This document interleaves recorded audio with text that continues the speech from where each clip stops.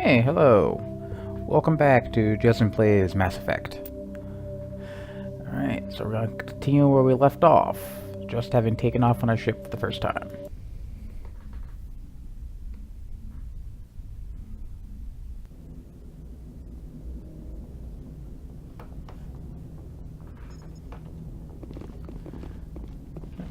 Going to start by, once I remember button commands, by talking to my crew. Commander, something you need? How's the Normandy performing? Is she everything they said she'd be? She's the best ship in the fleet, if you've got a pilot who knows how to handle her. Balance isn't what you'd expect. Takes a while to get used to that oversized drive core we got stuffed in the back, and her power can sneak up on you if you're not careful. The Normandy's probably too much ship for your average Alliance pilot, Commander. Lucky for you, I'm anything but average. Joker's pretty cocksure. One of the things I like about him. I like to know my crew. Mind if I ask you a few questions? I can see where this is going. You did a background check on me, didn't you? Well, I'll tell you the same thing I told the captain. You want me as your pilot. I'm not good. I'm not even great. I am the best damn helmsman in the Alliance fleet. Top of my class in flight school, I earned that. All those commendations in my file, I earned every single one. Those weren't given to me as charity for my disease. I'm sorry, Joker. I didn't even know you were sick. You mean you didn't know? Oh, crap. Okay, I've got Vrolik syndrome, brittle bone disease. The bones in my legs never develop properly. They're basically hollow, too much force and they'll shatter. Even with crutches and my leg braces, it's hard to get around. One wrong step and crack! It's very dramatic, but I've learned to manage my condition, Commander. Put the Normandy in my hands and I'll make her dance for you. Just don't ask me to get up and dance unless, you like the sound of snapping shin bones. Sounds like he's had to give that spiel quite a few times. Why does everyone call you Joker? It's a lot shorter than saying Alliance Flight Lieutenant Jeff Moreau. Plus, I love to make little children laugh. You're dodging the question. Look, I didn't pick the name. One of the instructors in flight school used to bug me about never smiling. She started calling me Joker, and it stuck. Why didn't you ever smile? Hey, I worked my ass off in flight school, Commander. The world's not gonna hand you anything if you go around grinning like an idiot. By the end of the year, I was the best pilot in the academy. Even better than the instructors, and everybody knew it. They'd all got their asses kicked by the sickly kid with the creaky little legs. One guess who was smiling at graduation? Well, sounds like I know where Joker got his drive from. I need to know more about this Vrolik syndrome if I'm putting my ship in your hands. Yeah, of course you do. It's an extremely rare condition. Nobody knows exactly what causes it. Genetic, maybe. It's treatable, but there's no cure. They classify my case as moderate to severe. I was born with over a dozen fractures, hip, thighs, ankles. My bones were already breaking in the womb. 100 years ago, I wouldn't have survived past my first year. Lucky for me, modern medical science has turned me into a productive member of society. You're not gonna break a bone trying to fly the ship, are you? I don't fly with my feet, Commander, so I'm fine as long as I'm in this chair. I gotta be real careful when I get up to take a piss, though. I can do my job as well as anyone on the ship. Better, actually. So don't worry about it. I'm not trying to make you uncomfortable. Let's talk about something else. Whatever you want, Commander.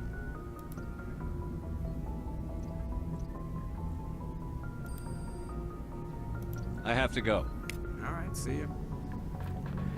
So that's Joker, or Jeff Moreau, as his full name. One of my favorite characters. Doesn't have much to say in this game, but 2 and 3 is where he really starts to shine. If anyone has to take over for Captain Anderson, I'm glad it's you. I'm not sure about having non-humans on our ship. Excuse me. We're all on the same team here, Presley. With all due respect, sir, that's what they said about Nihilus. Look how that turned out. I'm in charge here, Presley. I decide if we have non-humans on this vessel. Yes, sir. Understood, sir. Good.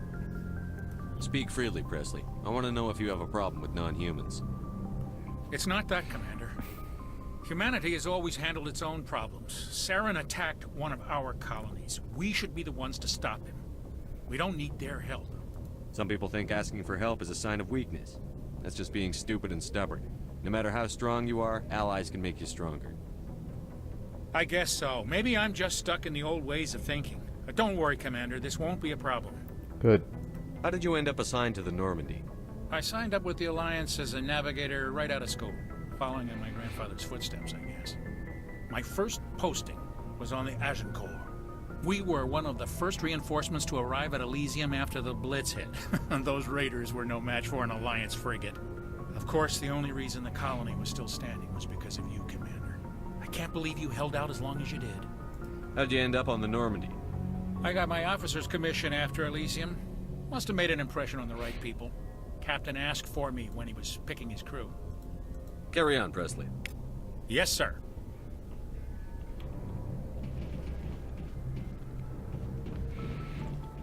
Alright, so if there are any other codex entries to grab here. So, let's head down to the next deck. On this deck, we have...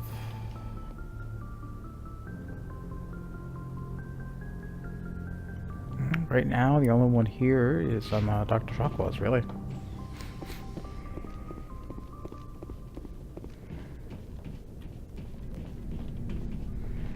Well, let's see if there are any codex. Oh, Keaton. Totally forgot about Keaton. Let's go grab another codex entry. You know, I highly recommend you play the game sometime. It's a fantastic trilogy, and it's a pretty fun game. I'm gonna skip over all the codex entries, but they include a whole lot of backstory in here. Take a quick peek to show you what I'm talking about. And the primary ones are all voiced. The Asari were the first species to discover the Citadel. When the Solarians arrived, it was the... And secondary ones, well, they aren't. But there's a whole bunch of interesting bit here, like it tells you what your history is, that section. Also, a bit of secondary information. And again, I'm just gonna go ahead and skip everything, because you know, sitting there reading a lot of entries is doesn't make for good television, you know. All right, so Caden's over here. So let's talk to him.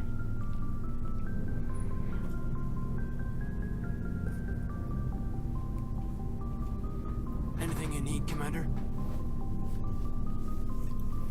Just trying to get a sense of where the crew's at. But I've wasted enough of your time, Commander.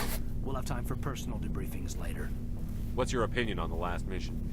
I don't see how we could have done things any better. At least not without getting to Eden Prime sooner. And we were on the scene faster than any other Alliance ship could have been. We'll talk another time, Lieutenant. Commander? Nothing to gain from that, I suppose. I've already done all the conversations with Dr. Chocola's at the moment. So, downstairs to meet my new crew.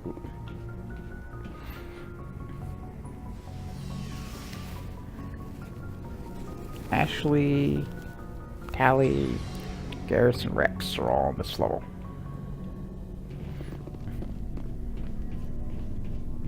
Let's start with Rex. He's closest. Nice ship you got, Shepard. What can I do for you? What's your story, Rex? There's no story. Go ask the Quarian if you want stories. You Krogan lived for centuries. Don't tell me you haven't had a few interesting adventures. Well, there was this one time the Turians almost wiped out our entire race. That was fun. I heard about that. You know, they almost did the same to us. It's not the same. It seems pretty much the same to me. So your people were infected with a genetic mutation? An infection that makes only a few in 1,000 children survive birth? And I suppose it's destroying your entire species? Well, I suppose it isn't all the same. I don't expect you to understand, but don't compare humanity's fate with the Krogan. I was just making conversation. I wasn't trying to upset you. Your ignorance doesn't upset me, Shepard. As for the Krogan, I gave up on them long ago. The genophage infected us, but it's not what's killing us. Are your people really dying? We're sure not getting any stronger. We're too spread out. None of us are interested in staying in our own system. Lots of species have left their homes and prospered. But they go to colonize new worlds. We're not settlers. We're warriors. We want to fight. So we leave. Hire ourselves out. And most of us never go back. What can you tell me about the genophage? Ask the Solarians if you want details. They made it. All I know, it makes breeding nearly impossible. Thousands die in stillbirth, and most never get that far. Every Krogan is infected, every one. And no one's rushing to find a cure. Why don't the Krogan try to find a cure? When was the last time you saw a Krogan scientist? You ask a Krogan, would he rather find a cure for the genophage or fight for credits? He'll choose fighting every time. It's just who we are, Shepard. I can't change that. Nobody can. So long, Rex. Shepard. Alright, Ashley. Commander? Do you have a few minutes to talk one-on-one? I'm sorry, Commander. I need to get my duty squared away. I wouldn't mind talking more later, though. What's your opinion on the last mission? Kinda wish you'd got there sooner, Commander. No offense, I appreciate the rescue. I just wish... You wish we'd been able to save the rest of your unit? Yes, sir. If I had been more alert, we wouldn't have been cut down by an ambush. The Geth are perfect ambushers. They don't move, they don't make noise, they don't even breathe. Sir, they have flashlight heads. I'll Point. make sure it doesn't happen again. Dismissed, Chief. Sir.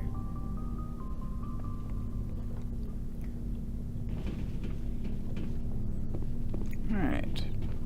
Garrus. Thanks for bringing me on board, Commander. I knew working with the Spectre would be better than life at CSEC. Have you worked with a Spectre before? Well, no, but I know what they're like. Spectres make their own rules. You're free to handle things your way. At CSEC, you're buried by rules. The damn bureaucrats are always on your back. For the most part, the rules are there for a reason. Maybe. But sometimes it feels like the rules are only there to stop me from doing my work. If I'm trying to take down a suspect, it shouldn't matter how I do it, as long as I do it. But CSEC wants it done their way. Protocol and procedure come first. That's why I left. So you just quit because you didn't like the way they do things? There's more to it than that. It didn't start out bad, but as I rose in ranks, I got saddled with more and more red tape. CSEC's handling of Saren was typical. I just couldn't take it anymore. I hate leaving. I hope you made the right choice. I'd hate for you to regret it later. Well, that's sort of why I teamed up with you. It's a chance for me to get off the Citadel, see how things are done outside CSEC. Either way, I plan to make the most of this. And without CSEC headquarters looking over my shoulder, well, maybe I can get the job done my way for a change. If getting the job done means endangering innocent people, then no. We get the job done right, not fast. Got it? I wasn't trying to. I understand, Commander.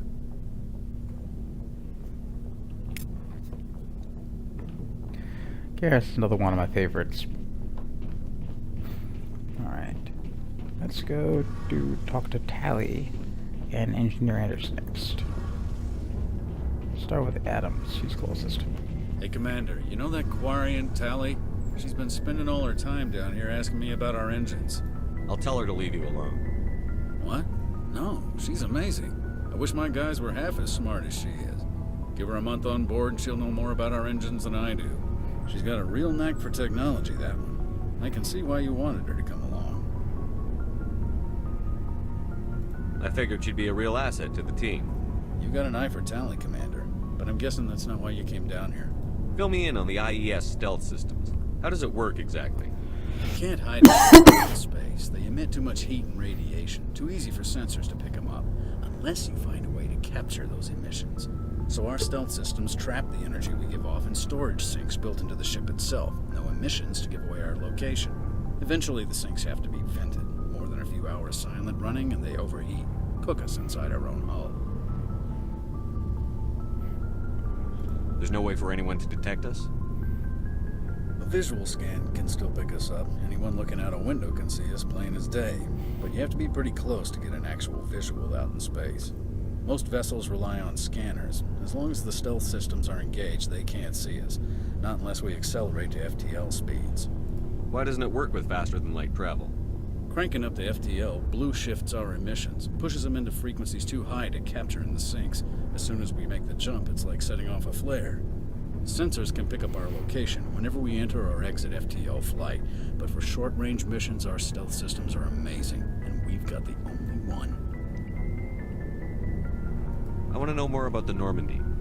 She's the best ship I've ever served on, probably the fastest vessel ever designed. And she's the only one using the new Tantalus drive core. What's so special about the Tantalus drive core? Proportionally, it's about twice the size of any other vessel. Not only are we faster, we can run at FTL speeds longer before we have to discharge the core. Where else have you served, Adams? If you name a class of Alliance ship, I've probably served on it. Everything from dreadnoughts and carriers right down to frigates like the Normandy. My last assignment was on the Tokyo, only a cruiser, but she was a good ship. Couldn't hold a candle to the Normandy, though. Carry on, Adams. Sorry for all the coughing. I think I'm getting over something.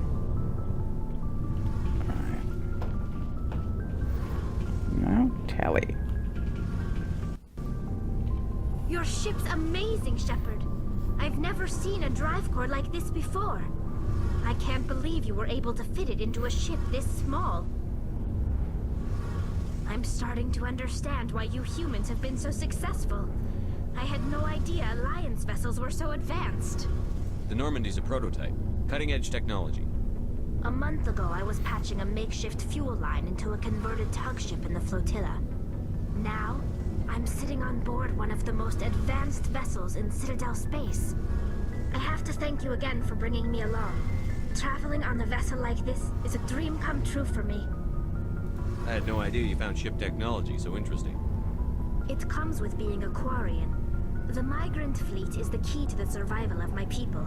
Ships are our most valuable resource. But we don't have anything like this. We make do with cast-offs and second-hand equipment. We just try to keep them running for as long as we can. Some of the fleet's larger vessels date all the way back to our original flight from the Geth.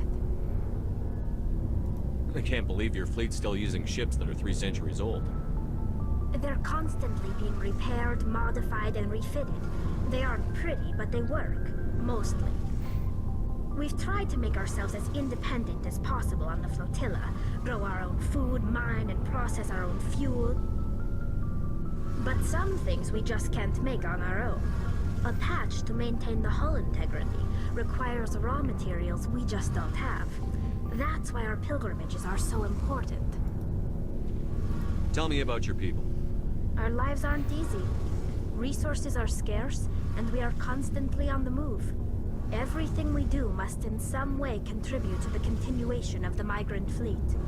There are 17 million Quarians in the flotilla, and each of us relies on the others for survival. The bonds among my people are strong. Unfortunately, we have had to surrender many of the freedoms and civil liberties other species take for granted. What kind of freedoms? Well, it's illegal for parents to have more than one child. If our population grows too much, it would strain our resources to their breaking point. Of course, we also can't allow our numbers to become too few. If our population is in decline, the rule against single births is temporarily repealed. In extreme cases of population decline, incentives are even offered to encourage multiple births, though the Conclave hasn't had to take such measures in nearly a century. That's your government. The Conclave is our civilian branch of government.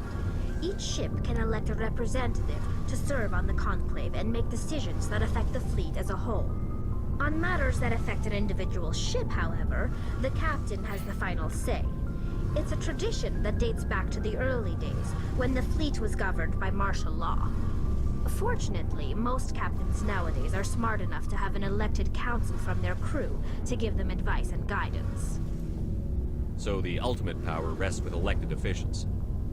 In practice, the Conclave and the respective council for each ship tend to set the rules that govern our daily lives. But in theory, we are still under military jurisdiction. The 5 top-ranking military officials in the fleet serve on the Admiralty Board.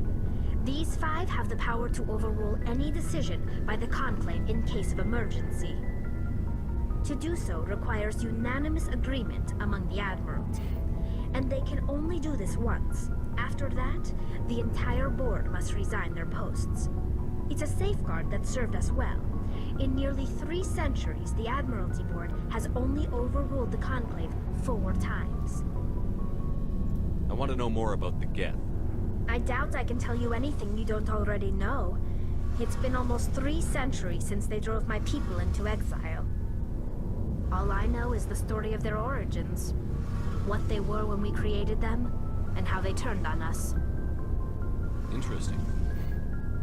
The Geth were originally created to serve as an automated manual labor force. Initially, their intelligence was as limited as any VI. Over time, we made small modifications to their programming to allow them to perform more varied and complex tasks, bringing them closer and closer to true AI status. How come the Council didn't step in and stop you? This wasn't true AI research. We may have been skirting the bounds of the law, but we never did anything that was actually illegal. The changes were so insignificant, so gradual, that we were able to control them. Or so we thought. But one thing we underestimated was the power of the neural network. A million Geth thinking simultaneously created an inherently unstable matrix. So, the Geth share brain power? Many of the Geth's logic systems were designed to work in concert with other nearby Geth. Basically, the more of them you have in the group, the smarter they are. So there's some sort of group consciousness? No, nothing like that. They cannot share sensory data or information. Their programming cannot handle that much simultaneous input. It maintains an individual awareness and identity. The neural network only operates on a process-based level. It's basically the synthetic equivalent of a subconscious. But when they're in close proximity, they can coordinate low-level functional processes, freeing up more capacity for original or independent thought. That doesn't make any sense. I'm probably oversimplifying. The Geth are incredibly advanced and complex creations. All you need to know is that they get smarter when they gather in large numbers. As we built more and more Geth, their effective intelligence became more sophisticated, more abstract. One day, a Geth began to ask its Quarian overseer questions about the nature of its existence. Am I alive? Why am I here? What is my purpose? As you can imagine, this caused a near panic among my people. I don't see what's so bad about those questions. The Geth were created to engage in mundane, repetitive, or dangerous manual labor. That's fine for machines, but it won't satisfy a sentient being for long. The Geth were showing signs of rudimentary self-awareness and independent thought. If the Geth were intelligent, then we were essentially using them as slaves. It was inevitable the newly sentient Geth would rebel against their situation. We knew they would rise up against us, so we acted first. A general order went out across all Quarian-controlled systems to permanently deactivate all Geth. The Geth responded to this order violently. You can't blame them for fighting for their survival. We had no other choice. The Geth were already on the verge of revolution. By acting quickly, we had a chance to end the war before it began. The hope was that most of the Geth would still be little more than machines, incapable of organized resistance. But they had progressed much further than anyone anticipated. The war was long and bloody. Millions upon millions of Quarians died at their hands. In the end, we were forced to flee our own homeworld. We feared the Geth would pursue us, but they never came beyond the Veil. Now we drift through space, exiles searching for a way to reclaim what was once ours. It's hard to feel sorry for you. Your ancestors tried to wipe out another species. We made a mistake when we created the Geth in the first place. But we did not make a mistake when we went to war against them. If we had not acted, they would have wiped us out. They're a synthetic life form. They have no use for organics. None. Why do you think they cut themselves off from the rest of the galaxy?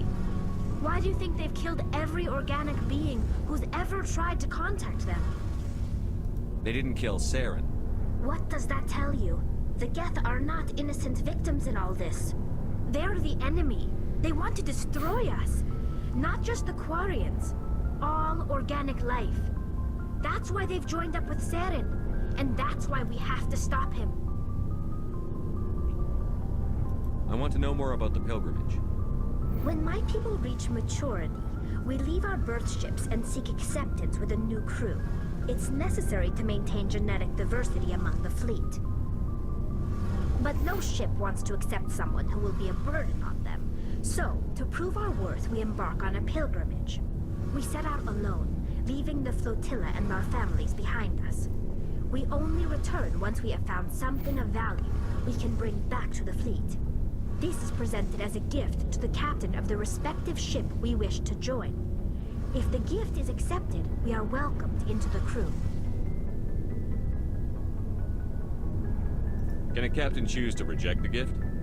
That doesn't happen often. Most captains are eager to increase the size of their crew. It increases their own standing in our society. Even when a gift is not particularly valuable, the captain usually accepts it out of a sense of tradition. However, there is a stigma to presenting a substandard gift. It's not the best way to make a good impression on a new community. Most pilgrims don't return until they find something worthwhile.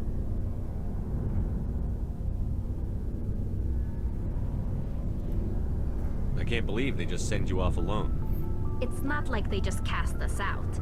Before we leave, we are given lessons in how to survive outside the flotilla, and given gifts to help us on our journey. We also receive implants to fight off sickness and disease. Generations of living in an isolated and highly controlled environment have left our immune systems weaker than most. By the time we leave the fleet, we are well equipped for the pilgrimage. This is a rite of passage for all Quarians. If it were dangerous, our numbers would suffer. Virtually every pilgrimage ends with a triumphant return and the ritual presentation of the gift to one of the fleet's captains. I want to talk about something else. Like what? I should go. See you later. Excuse me. Alright, so that's Hallie's history.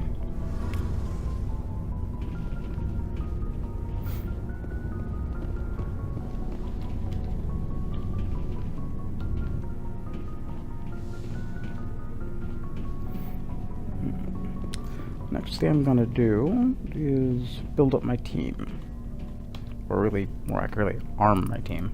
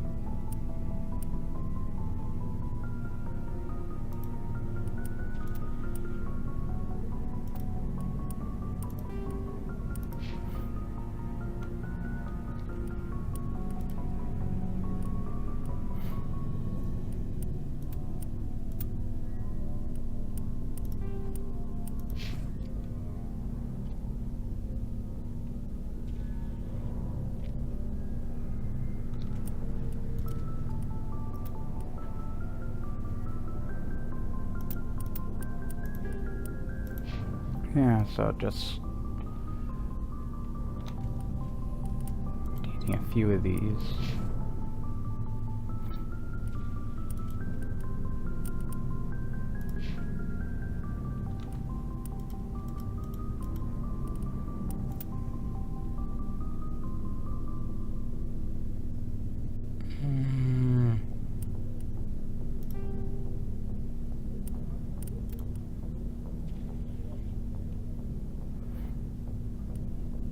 That's probably a better option.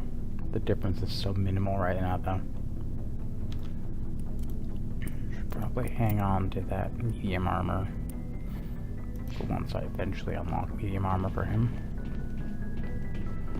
Alright. Now we meet this guy. Talking to him a lot. Hey, Commander. Looking for some extra supplies before you head out? What have you got? Whatever you want. Armor, weapons, mods.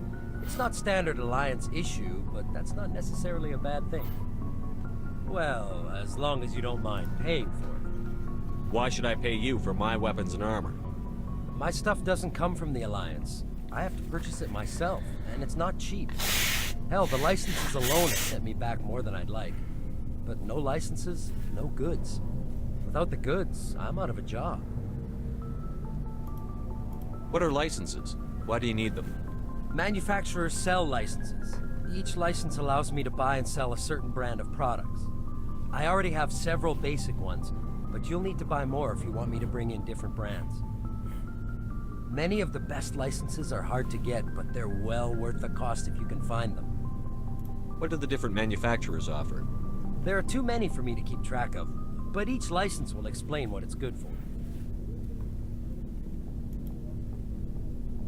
How often will you get new items? Well, that depends on how many licenses you've purchased. But I'll rotate items on a regular basis regardless. And anytime we land someplace with a big enough port, I'll buy, sell, and trade whatever I can. Check back often. I need to move items quickly, so only the most basic items will be stocked consistently. Let's see what you've got. You bet, Commander. Alright, so these ones here are those Spectre item, special Spectre gear items I mentioned in a previous video. Way better than average weapons. And something I'll be upgrading to as soon as I can afford it. Right now what I'm doing is getting rid of all the low-level item armor and such I don't need. As well, it's not going to be a big thing right now. Later on, I'm going to hit my item cap limit. And if I don't get into the habit of clearing this out regularly, well, you know, I'm not going to have enough space to pick more stuff up.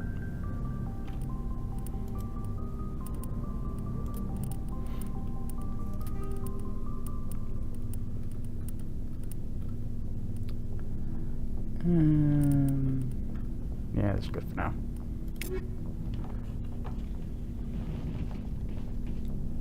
Alright, so talk to everyone. Boosted armor, boosted the gear of my comrades. And thus it's time to venture off into the unknown.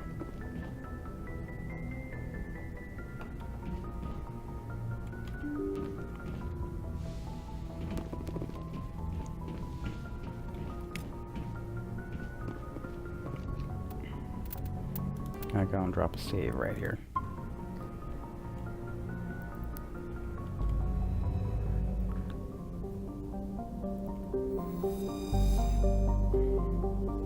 Alright. So now I'm heading off on my own for the first time.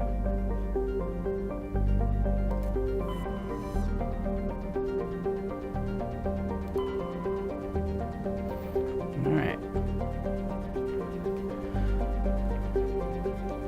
So basically, flight is controlled by going over and you select one of these. Ordinarily, this would be my first place to go. Well, it's going to be the first story spot I'm going. I am, however, going to go somewhere else first. And I had thoroughly forgotten. Where are you?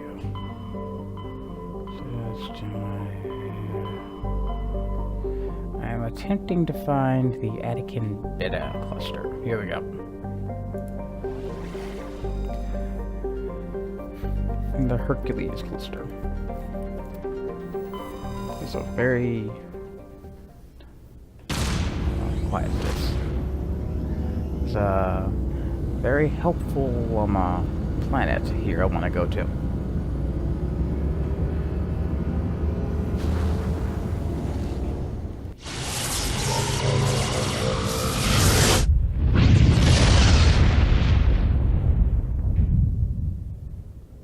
Message coming in. Patching it through. Normandy, this is Alliance Command. We're detecting your presence in the Atican Beta cluster. One of our surveillance drones was gathering intel on Geth activities in the region when it was spotted and shot down. You need to go groundside and recover the drone's data module before the Geth find it.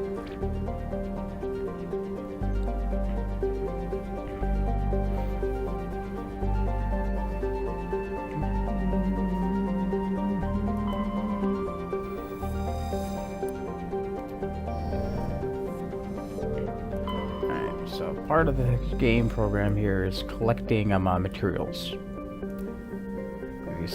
Go to these plants, select all the plants in there, survey. Sometimes you find something here. They'll let you know the survey option.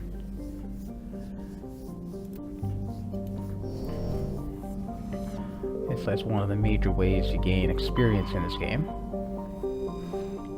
And you know, you get some extra money from it too. So this is the plant I'm heading to first. Back out so you can see the money and experience gained for yourself. Also, doing that has unlocked a couple quests. There'll be 2 more we'll find later on. So valuable minerals. Basically, I'm trying to get enough to fill up all this. There's enough available if I collected everything to get way more than that. I get a bit of money for every. I get a bit of money and experience for every item I find, and that increases as I gain levels.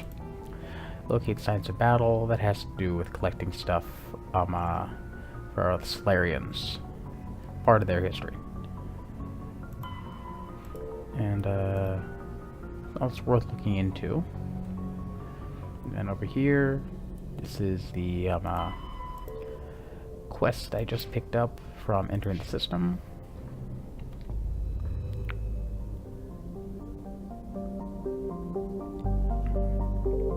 Anyways.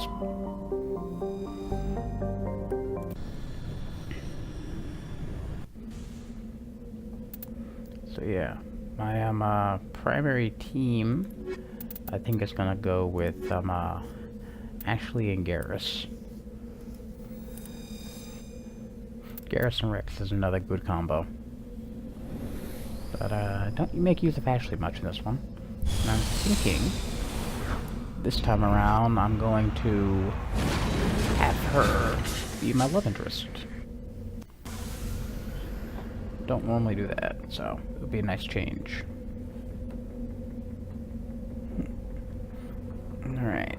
So, can't actually show you here, but I'm actually making use of maps of all the planets I land on, because quite frankly, while driving around the Mako is fun, it's pretty fun, it gets boring pretty fast. At least randomly searching does. So you know, I'm gonna go ahead and do that.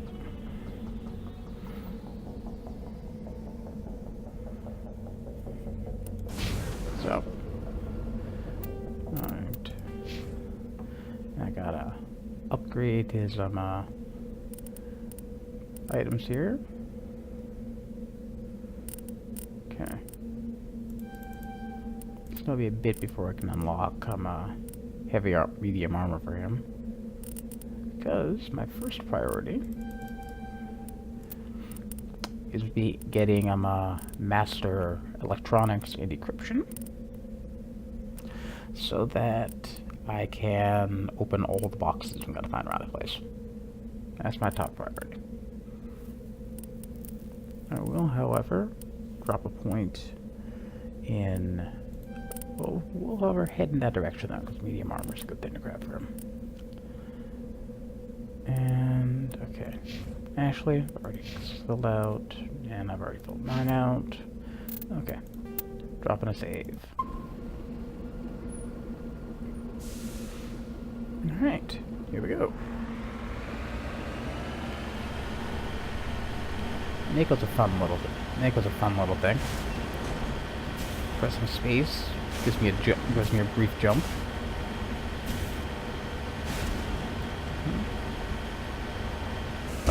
If I right click, I fire a cannon.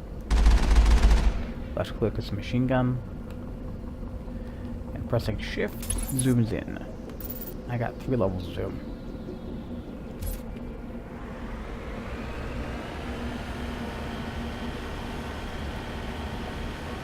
Alright.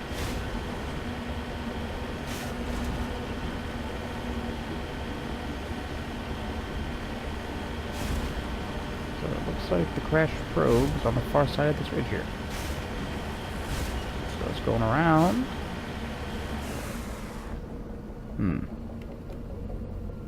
On my way. This is the surveillance drone, but where's the data module? Oh, this will be fun. No kidding. Alright, something worth noticing. In the lower right-hand corner, you got a warning here about a hazard. Certain areas are either toxic, way too cold, or way too hot. And if you stand out there, that gradually fills up. When that gets full, I'm gonna start taking HP damage. Basically, this means that if I spend too much time out here, I will eventually die. Now, it's flashing to warn me. Getting back in resets it gradually. One thing to know is that certain varieties of armor worn by either myself or one of my squad mates nullify that problem entirely. However, I'm not really a big fan of those of the stats on those, so normally I don't bother. Check out the map here. We got a whole bunch of monkey colonies listed. I know from experience that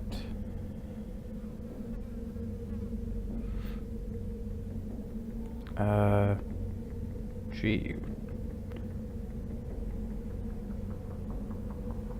Yes. This one is the right one. However, there are a few interesting things here to be found. The first one I'm going to go to, you may have spotted on the mini-map already. There's a mineral probe right over here. I'm also going to show you one of the hacks I've got in here. Basically, I can fast forward time.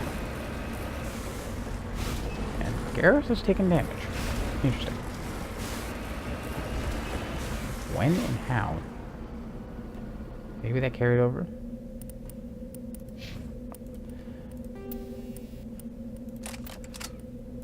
I'll take mine. I am healing thing off for a bit.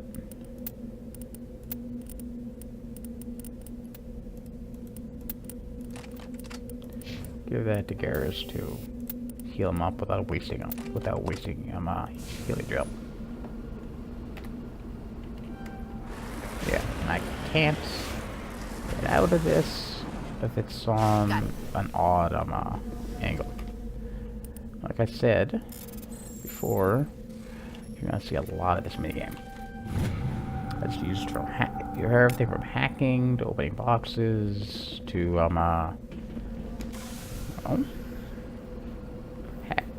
collecting minerals, salvage and such. At least when it comes to salvaging like that, there isn't a limit on the minigame. And here's the other boon of having that space down there. Take a look at Garrus' health. Holding that and speeding up time have completely healed them up. Which makes things way easier for me.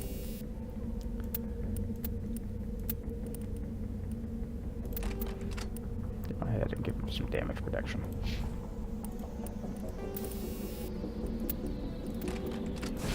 Alright.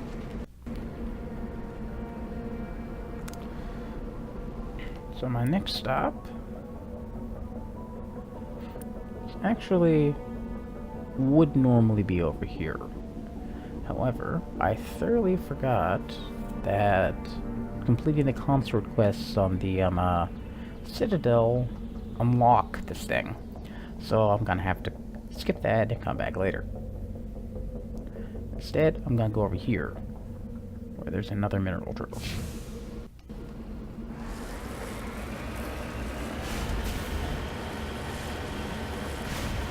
And while we are making the trek over there, I will talk about my reasoning for going here first. You may have noticed, looking at the character menu and such, and I'll point it out later next time I open it, that there is a Paragon and a Renegade meter. The higher your Paragon gets, the more options you have to... The higher your Paragon gets, the more Paragon more points you can put into Charm, which means you can unlock more options in conversations and such. Higher Renegade, the more points you can put in Intimidate. Additionally, hitting certain thresholds for how high the for how full the meter gets gives you a free point. If you get to a certain number of points in Charm, you unlock store discounts. When you unlock when you put enough points in Intimidate, you unlock more money back when selling items.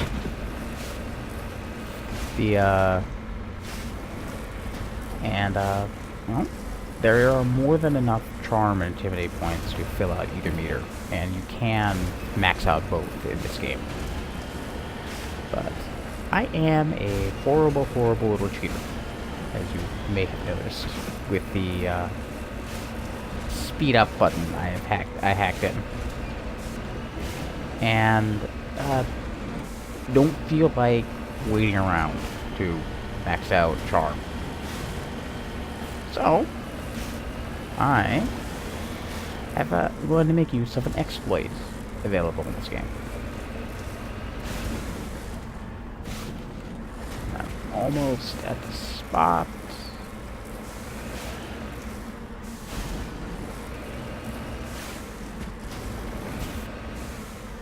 And there. Ah, darn. Come on. Alright.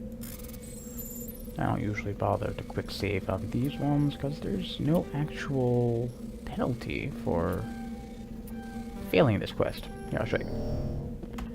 See? I can do it again. I can do this as many times as I want. With no actual penalty. Oh hey, I just leveled up. See? It's worth doing this. So, let's go to the squad menu. Alright, so see, Paragon meter, already decently filled up. I think the max points you can get are 99 in each one. I've made basically exclusively, almost exclusively, Paragon choices. So, that's getting filled up pretty nicely. And Renegade's mostly empty. You can see on Intimidate, I only have 6 options here. Whereas Charm, I have 8. As you can see, first one, 4 points in Charm gives me a store discount, gives me a 2% discount. For 8 points would give me a 5% discount. Intimidate, if I got here, I get 2% more. 4 points gives me 2% more credits. By the end of this, this mission, I'm gonna have maxed out the Paragon, which will give me access to all 12 spaces, as well as a few free Charm points. Because as I said, I am a dirty, dirty little cheater.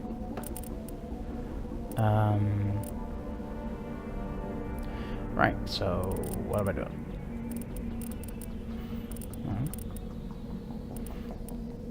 Singularity is awesome. That would help if I was actually throwing points in Singularity. So I'm gonna work on maxing that out right now.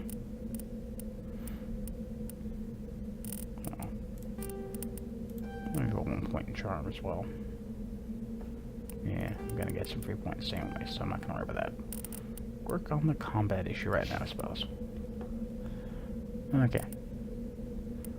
I've already unlocked heavy armor for her, as well as advanced shield boost. Right now, my priority for her, I think,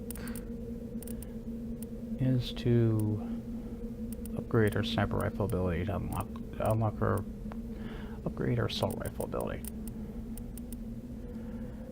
And is that?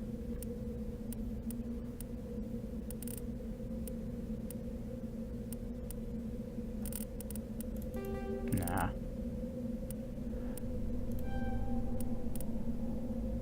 She's gotta be my meat shield in this game.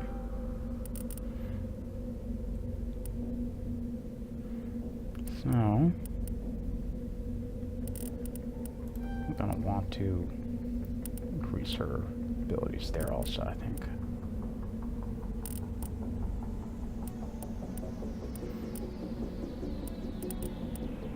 Yeah, well,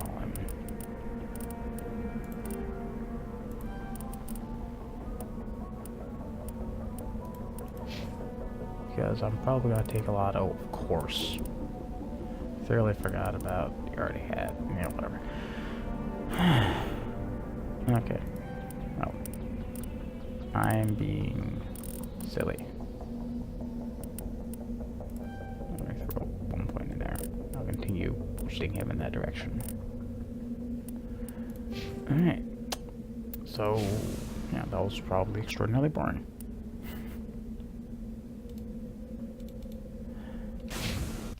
Alright. Now, I'm going the wrong way. Anyways. There we go, now we're getting somewhere. So, the glitch in question involves this quest. Basically, you noticed, I have to get that probe item back from one of the monkeys. Of course, there are a lot of monkeys around here. Check out. There's a monkey colony here, monkey colony here, monkey colony here, monkey colony here. Plus a few other spots scattered around, which aren't colonies, but have little monkeys on them also.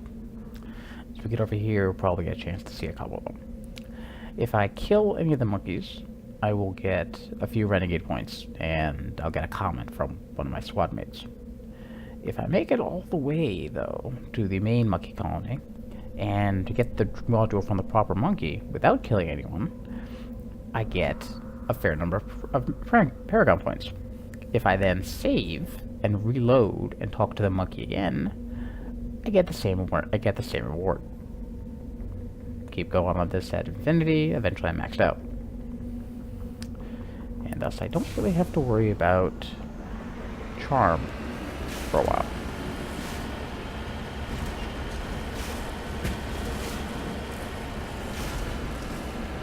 Yes. Next spot. You can probably see it from over here. That is our goal.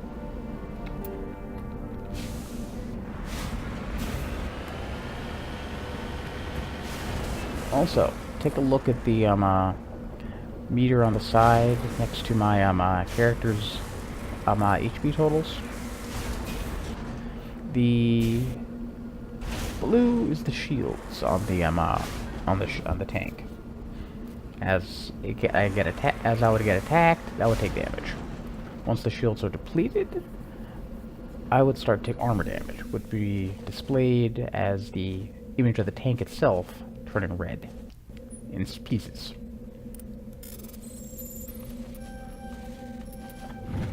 I seem to be moving around a little bit. I was going through there.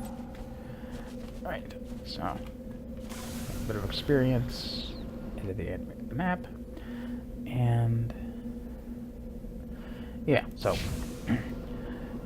if I eventually run out of shields and armor, if I eventually run entirely out of armor, the Mako bursts into flames. If I then take more damage, they will explode. And, you know, if I'm inside it, when that happens, well, I die. Also, fall damage will gradually break the, makeup. That takes a lot of fall damage. So, here we have the monkeys. And I'm going to avoid killing any of them. But as you see, there's a search option. Searching them does absolutely nothing. Until you find the one that does have the module. And while I could run around and literally search every single one on the planet, there's really no reason to do that. So I'm not going to kill any of them. Let's do a quick save and show you what happens if I do kill one. Guess the little beast had it coming. See? Personally, I would have just thrown a rock at him. Right there, you can see I got 4 renegade points for that. Oh yeah, right, there is no quick loading in Mass Effect 1. Forgot about that. Apparently there's a way to hack that in, but I have no idea how to make that work. Never been able to pull it off. Anyways, back in.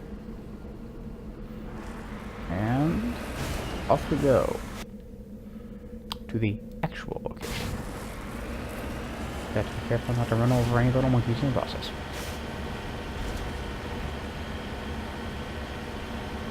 As far as why this plan is toxic is a toxic one, apparently the pollen spores that are all over this planet that are released by the plants on this planet are toxic to, well, everyone except the monkeys, I suppose. And thus it is crap. Here. Moving out. And thus it is toxic even with filters. Thus level 1 hazard warning. And just see, and you know, there are level 2 and 3 hazards in this game as well. You're not. I'm not going to find those for quite a while, though. Alright. Yeah, so lots of monkeys here. None of these have the proper item. I'm going to hold off on grabbing that because I may need Metagel later, and right now I'm full. Alright, so you may have noticed there the nice. I'm a fan. You may have noticed there the way kind of bounced around there. That's a glitch that pops up every now and then. It's pretty annoying, actually. That is marginally better. Yeah, I'm gonna stick with what I have. And not one that happens all the time. One thing in this game is that there are maps of just about every interior section here. The monkey, I believe, is over here. And I'm not sure. That hissing noise with the sound of Ashley's shields regenerating after I changed her armor. Let's see, lots of monkeys and a few crates.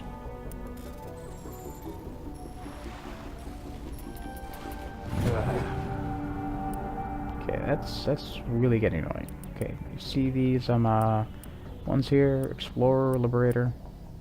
Those are the variety that prevent toxic damage. But what it actually has is almost certainly better. Yeah, way better. And Garrus can't wear medium armor yet, so.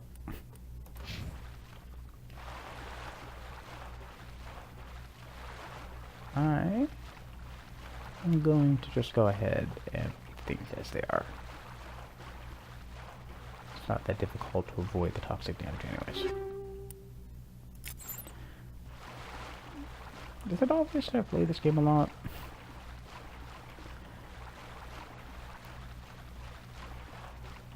I seem to just stumble on most of these. But yeah. There's a reason for all those cryo-containment cells and crap.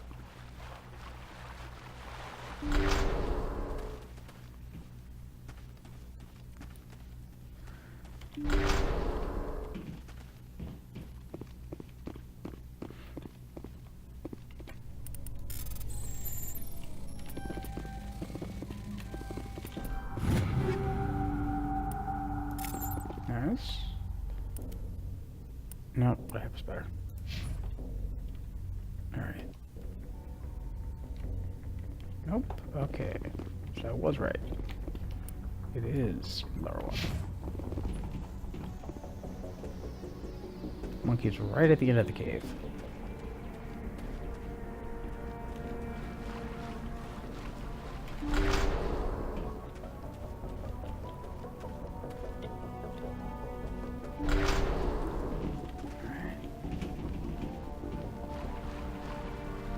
Anything else? Yep.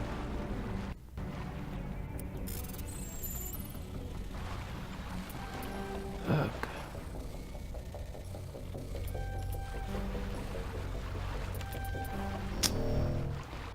Alright. That's why I quick save.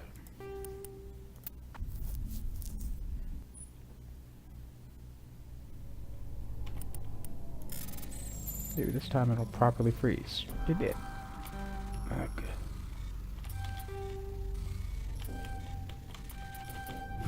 Yes! Decent amount of credits for that also. Alright. Here's the monkey in question. He dropped the data module. It's a miracle the data module's still intact. Joker can transmit this info to Alliance Command. Alright.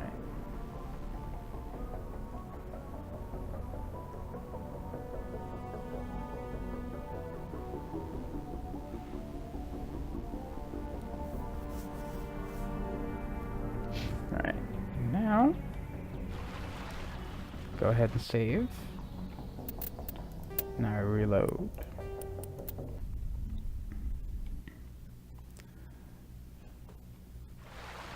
Now, I can just literally click that.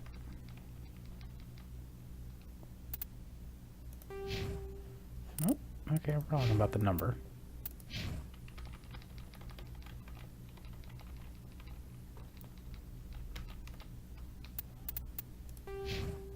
There we go. Maxed out. See? Now I'm up to 7 charm. I've got 1 point to intimidate now somehow. Did I just add that? Yeah, I don't remember. Alright, so that is that. Another quick save. Because I have a bad feeling about this. Okay, see that red triangle? We got company. I've lost shields! Holy crap. Alright. Ooh.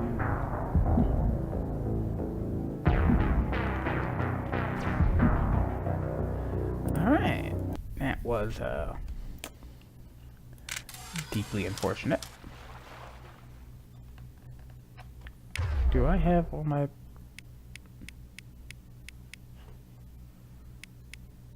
No, I'm missing one. Unity. That's what I'm missing. There.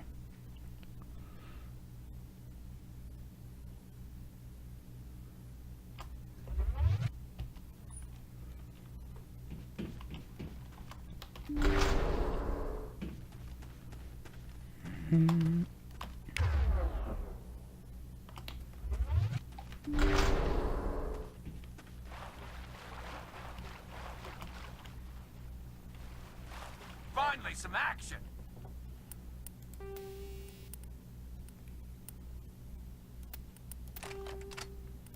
Tropical Recall Center. There we go. Now I can see what I'm doing.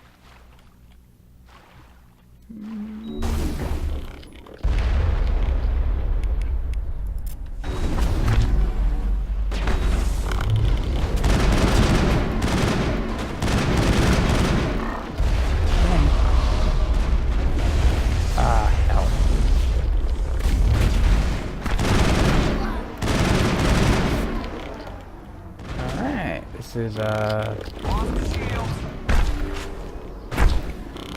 Lost shields!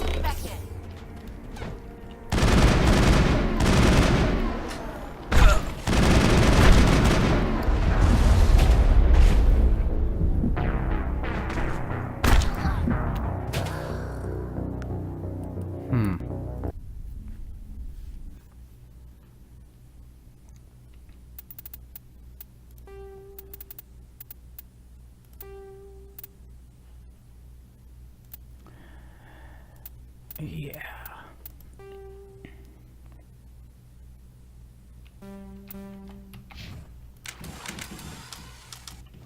I look forward to not being quite so squishy later. Or maybe I just need to stop playing so stupidly.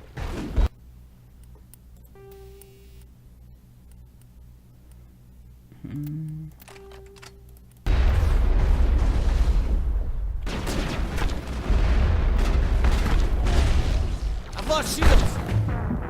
Holy crap.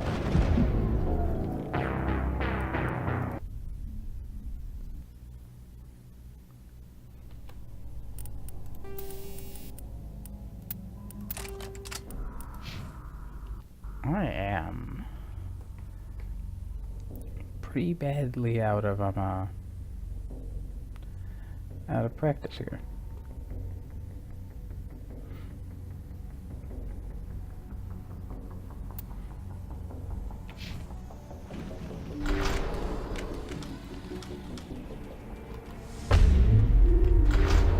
Putting up my barrier might help too. Heads up!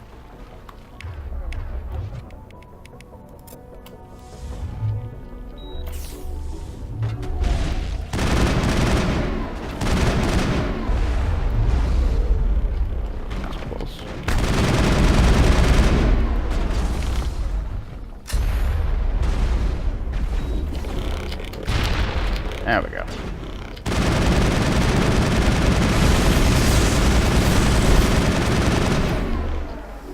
I'm a little busy here. I've lost shields! Shields down! Crap.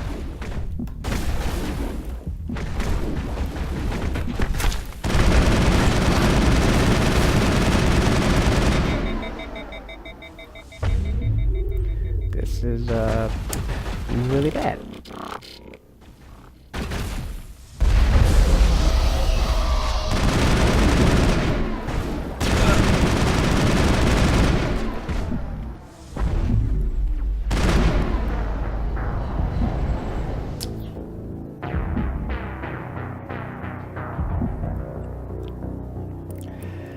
I don't recall this being so difficult.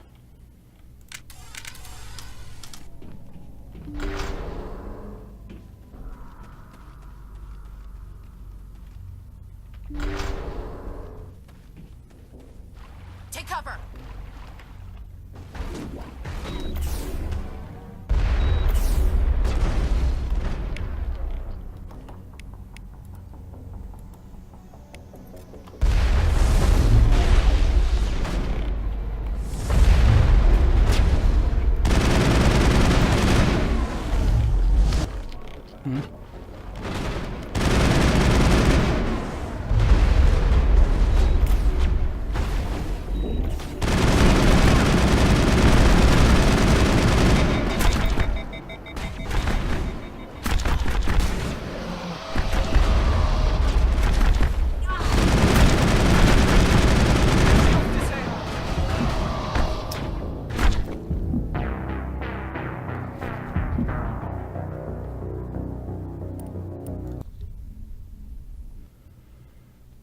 Huh.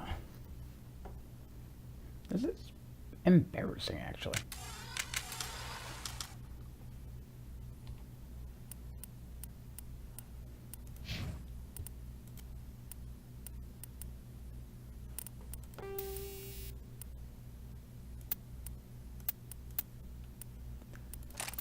that's gonna be of any help.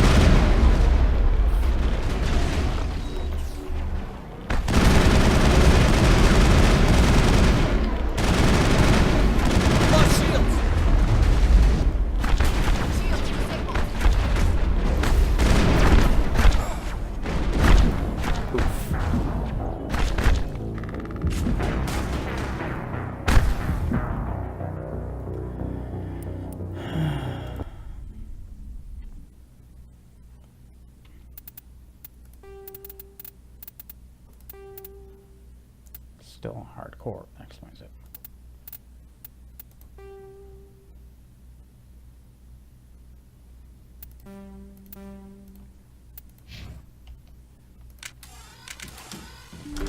Alright, let's try this again.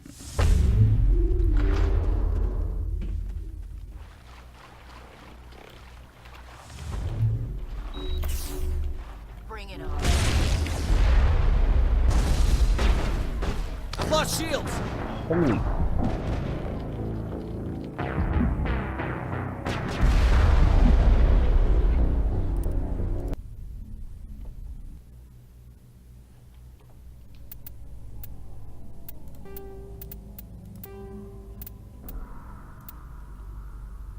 I cleared them better than last time.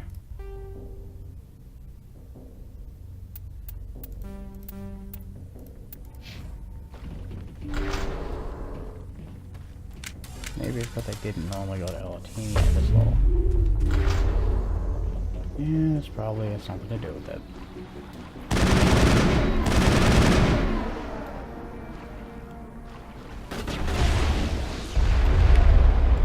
I've lost shields! Shepard!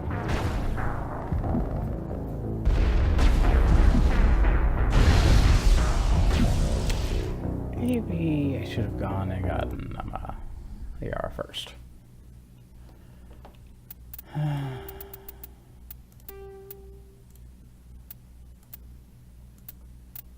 not dropping it to casual.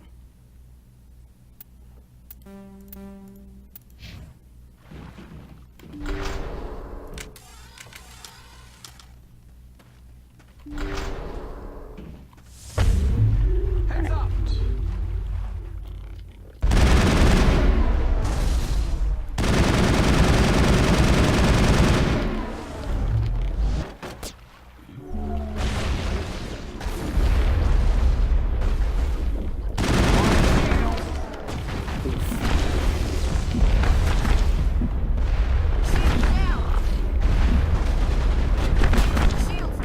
Oh, for the love of...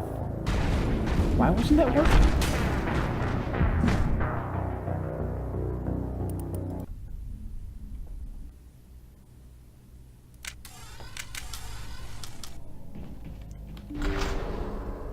Okay.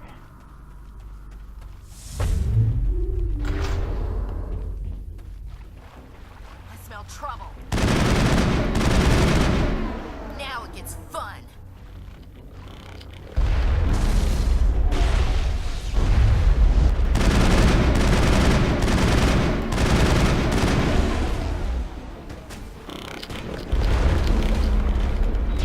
Lost shields!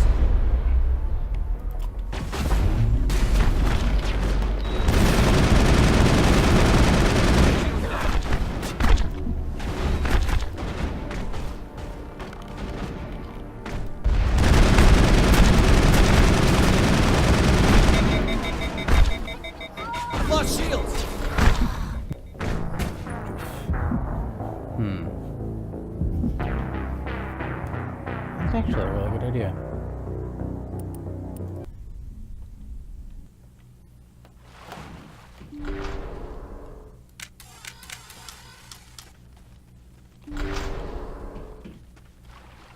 Heads up!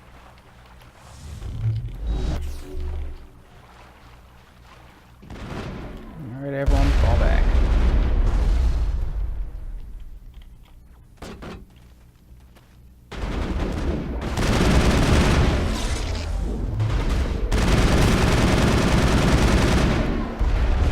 Shields down.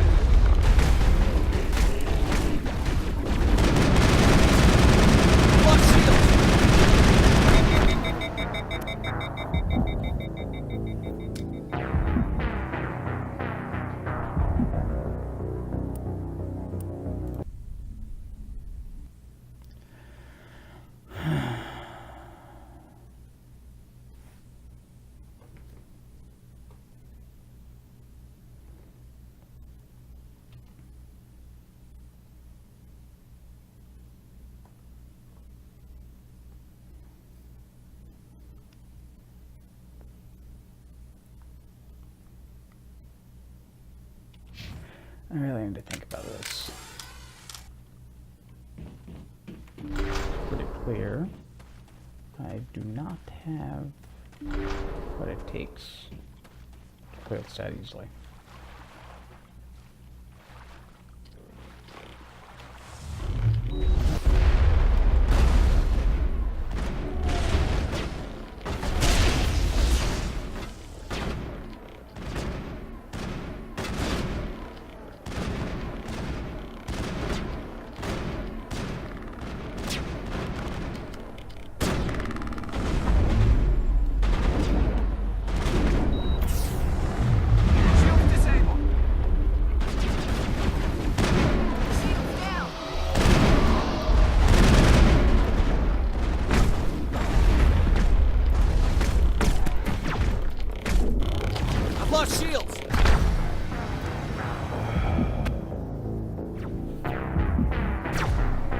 This is ridiculous.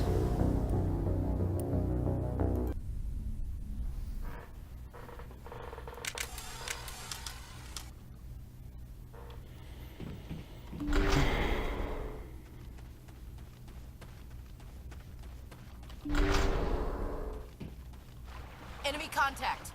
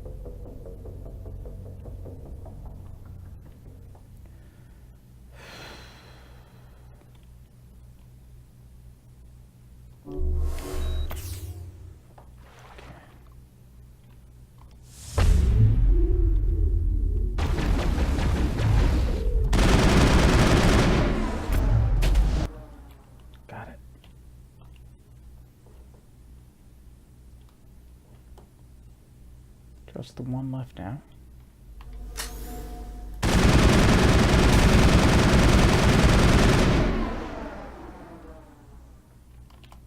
The two left.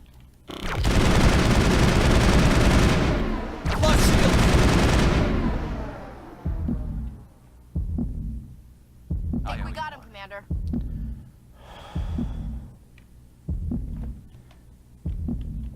That was crazy difficult.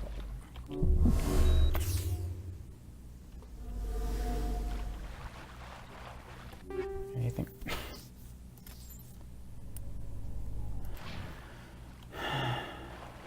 Oh.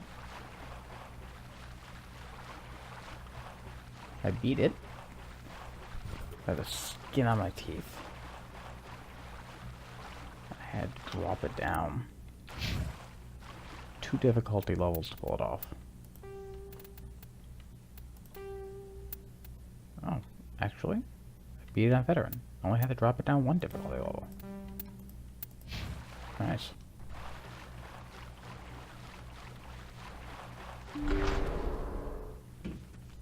Alright, let's get out of here. And now, I'm glad I saved that medikit.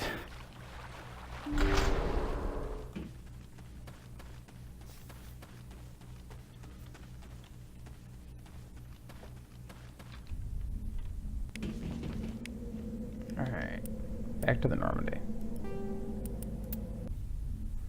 I will be returning here Monday, though.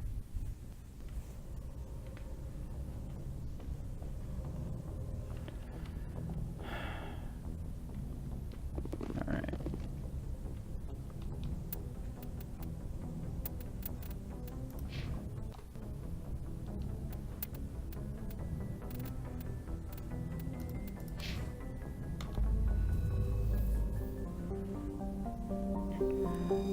Mass Effect 1, the Mass Effect 1, the conversations with the crewmates only to expand after you complete the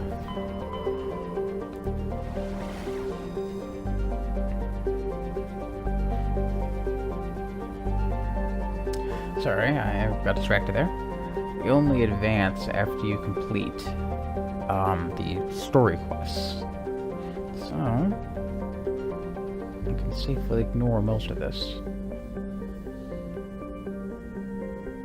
Alright.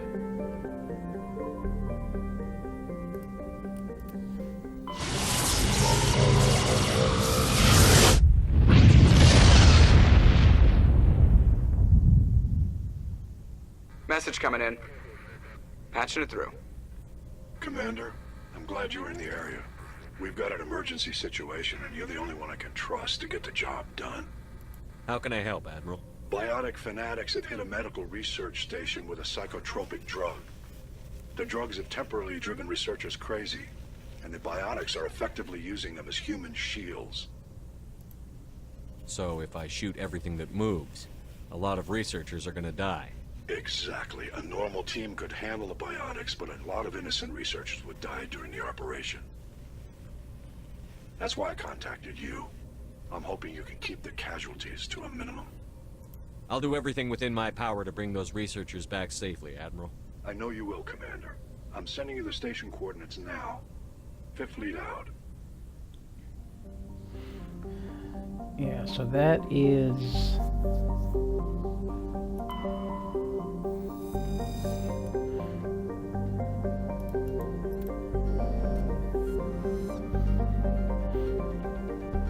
That's the quest that unlocks after you complete.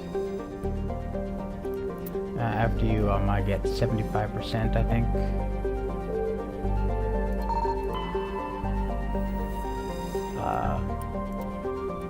Nice. This is one of the other quests I'll be unlocking. Sorry.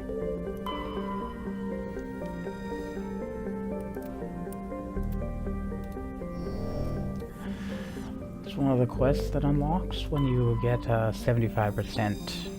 You get get the thing of Paragon 75% full. There's also one 75% Renegade. I may get that one in this one. We'll see. If I can get enough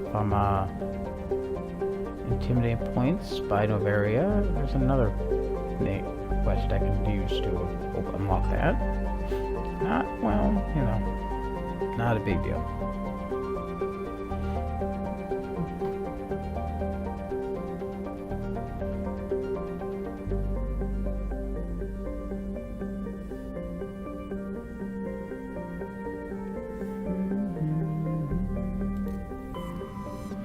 There's a quest on Edelus, but I'm going to ignore that for right now.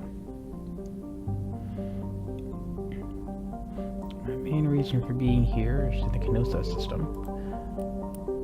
But I want to collect as much outside stuff here as I can to get more money and experience.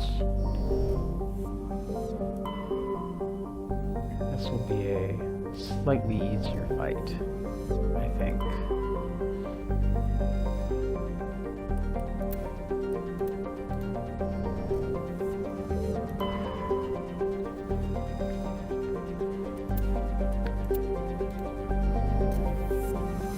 As this what has shown me, it's not going to be a cakewalk either.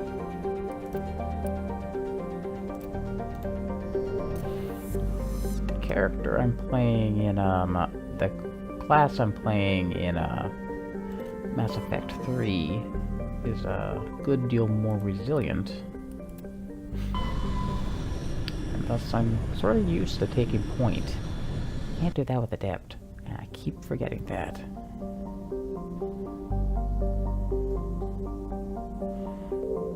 There's a quest on that planet. I'm going to skip that right now, though.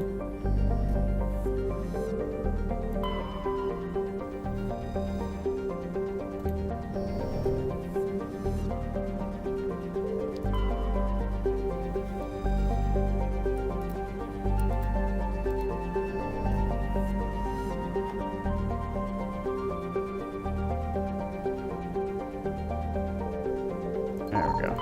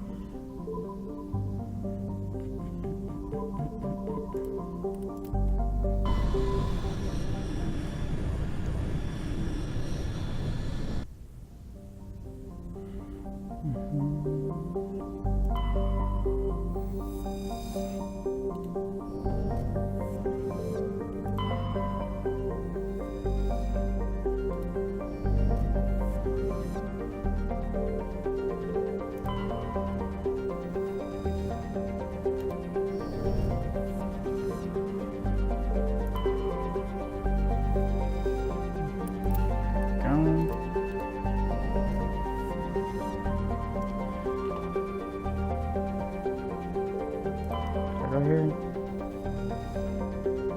Did already.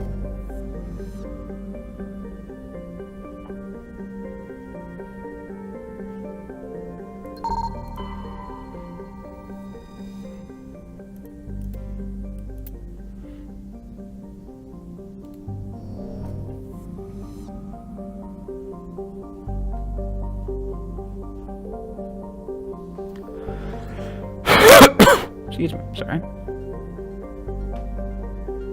Swear I'm missing one.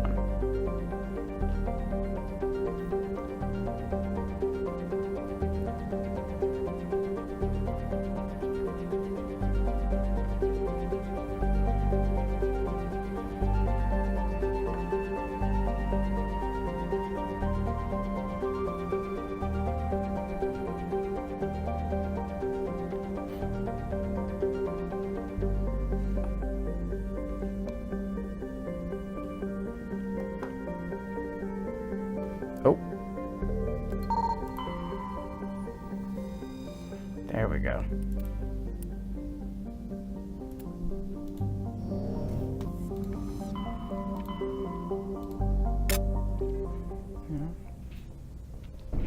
Got some nice bonus points there. Now we got the other ones here. Sorry writings. Collect 10 of them. Get the bonus here. Collect 13 of these. 7 protein data discs. And Siege Base is that one that Admiral Anderson caught me about. These 4 sort of just generic quests I'll find all over to go through here. Oh yeah, that one too. So those 5.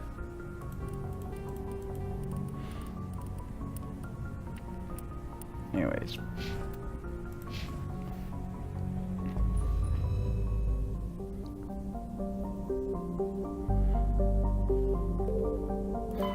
The real reason I'm here.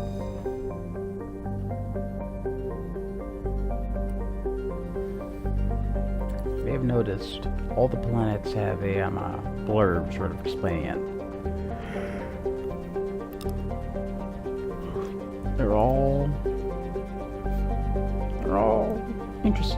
interesting and help flesh out the world a bit. If you really want to read it, I recommend playing the game. Highly recommend it. Anyways.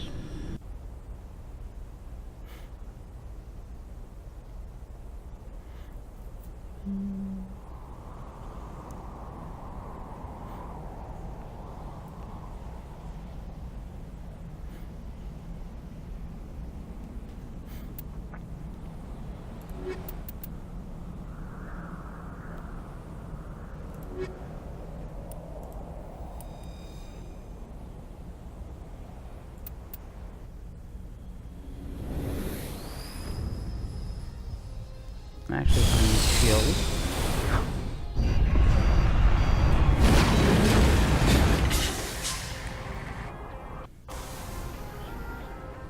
Commander, I'm picking up some strange readings. Really strange, like off the damn charts. It looks like it's coming from an underground complex a few clicks away from the drop zone. Alright, so that would be my destination. How am I doing on experience? Almost at level up point. Nice.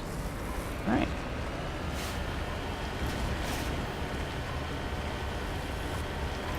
So, yeah. That over there, that's lava. If I enter that, Mako loot dies instantly. Now, if the Mako dies instantly, well, so would I. So I'm gonna avoid that.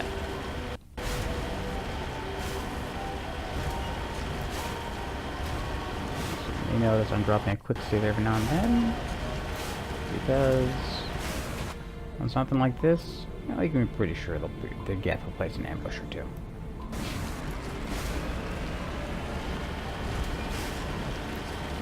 So keep an eye out, because, you know, there might be a supply cache or two around here.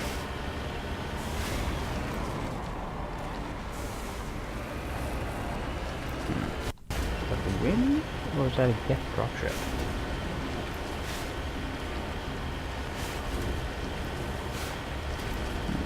I guess that's the wind for right now.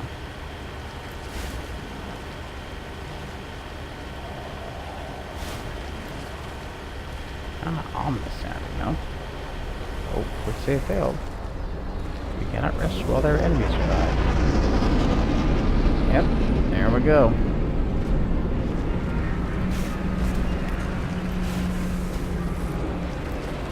Alright. Contact.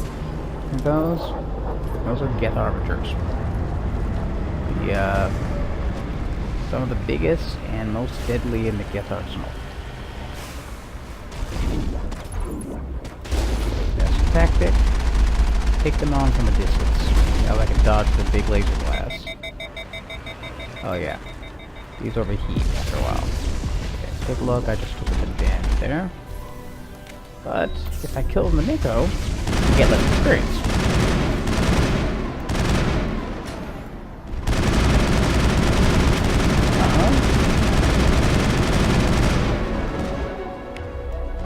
chill it out. I whittle it down with the Mako.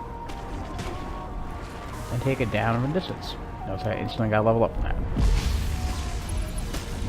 Also note, I shield so again. Heading to position.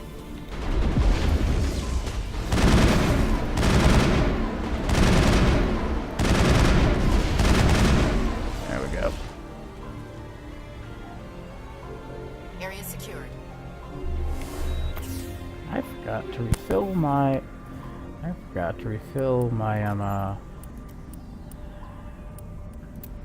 what do you call it?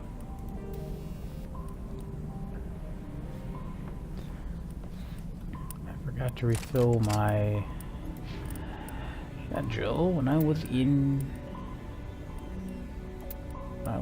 inside.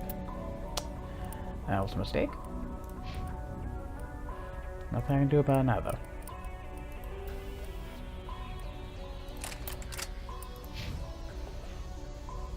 Alright.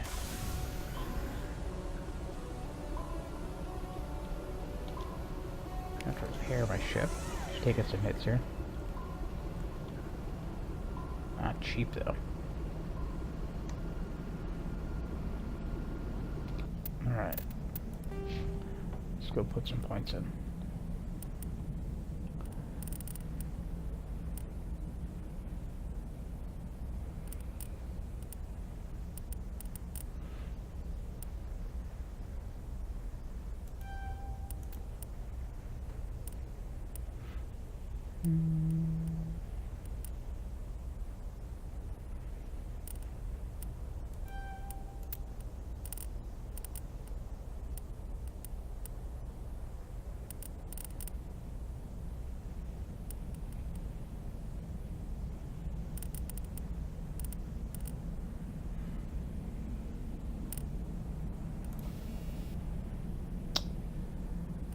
I mean, this early on doesn't matter that much, I suppose.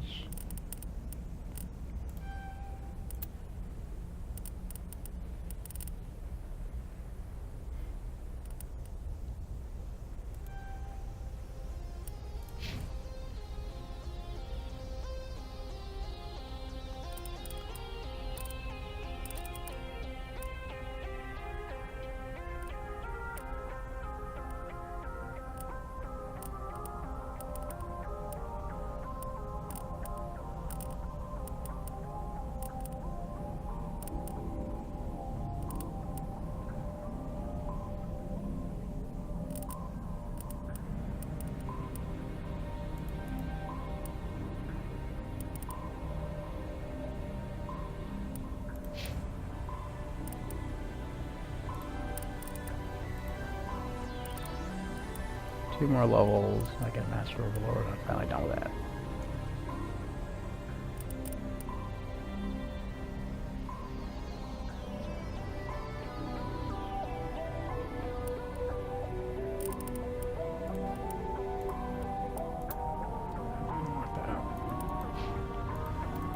Alright, good enough.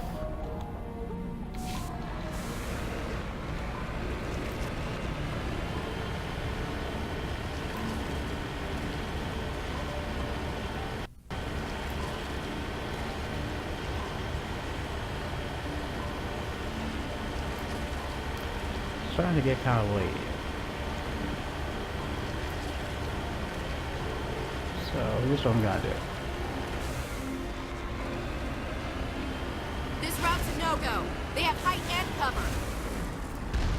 There's a compound here. Pretty heavily fortified. So I'm gonna clear that out. Save. And then I'll continue this another night.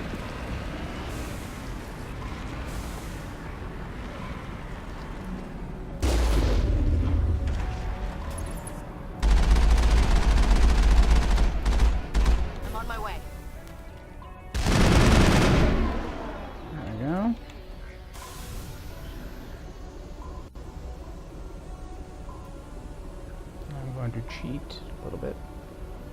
Fast forwarding time. There. Let's save until I clear out enough of these things.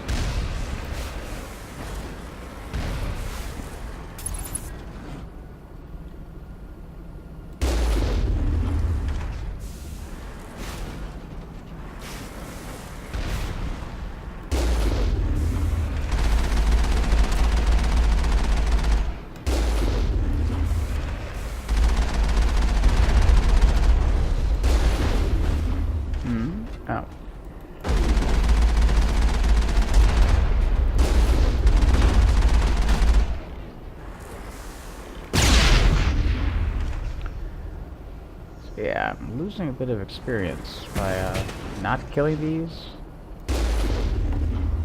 manually, but you know what?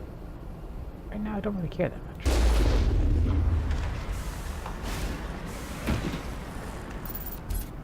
There are big scary things on my building, so I'm taking it out the sensible way from my tank.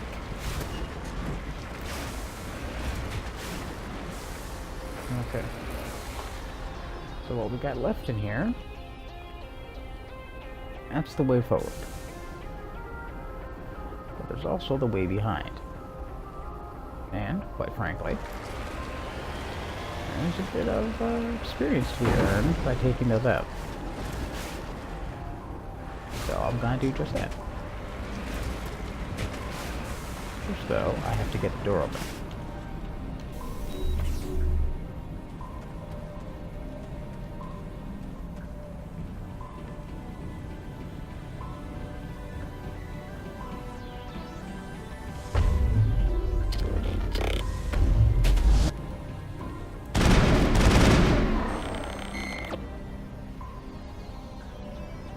Still can't save, so I'm gonna have to hope I don't mess this up. Got it. Experience and credits.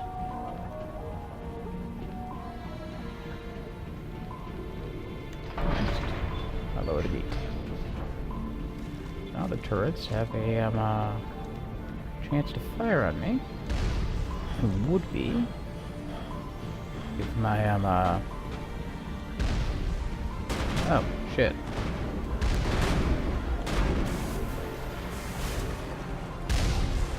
Guess who, didn't quite park himself as, securely as he thought he had. Oh, hey. There's a walker over there. I didn't notice that before.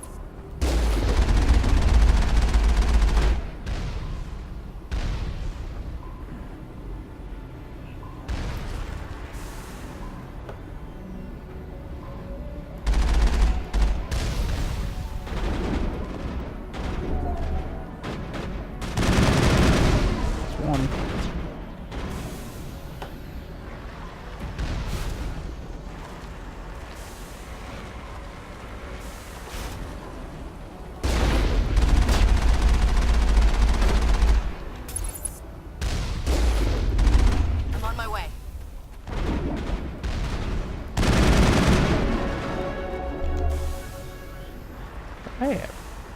It's fully recharged now. I guess we level up fully repaired my armor? En route.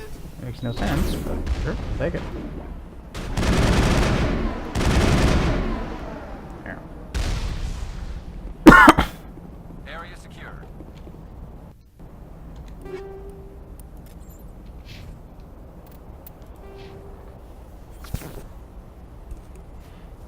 Sorry.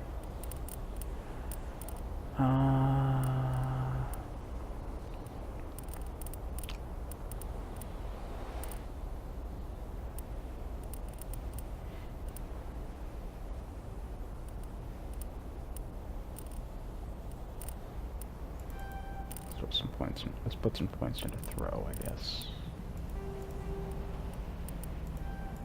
Yeah. I mean, doesn't matter that much.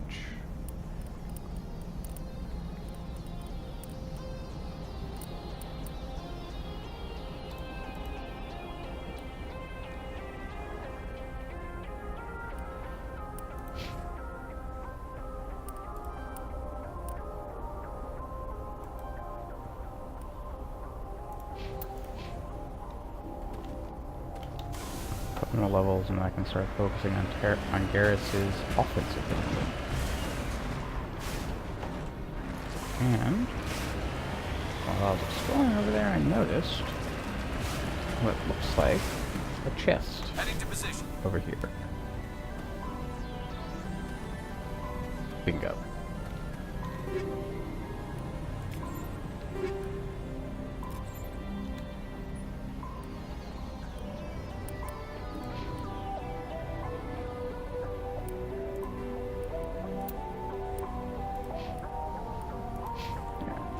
using the Avenger. I'm not gonna get great assault rifles until later. But, you know, they're still pretty useful. Okay, it's actually on the other side.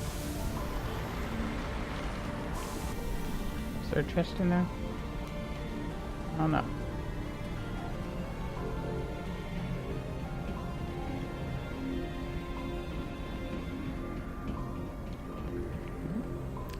There was absolutely no reason to go in here.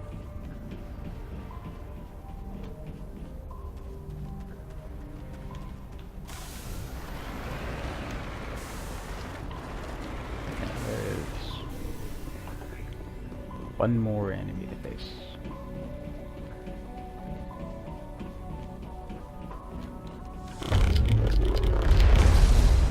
Ah, crap.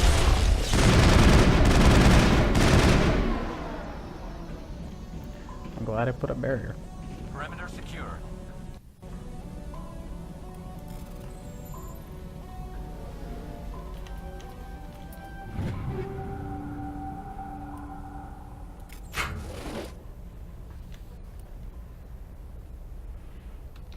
Alright.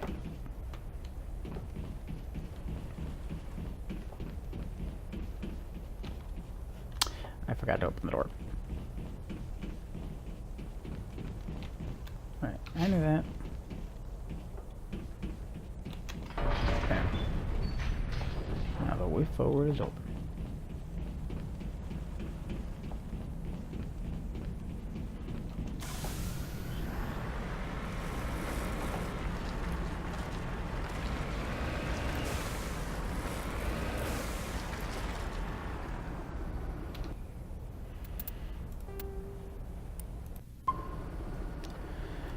Alright, so halfway through the route over to my last squad mate, and it seems like a good point to stop for the moment. So I'm going to log out now. It has been a pleasure, and I am sure I will see you all soon.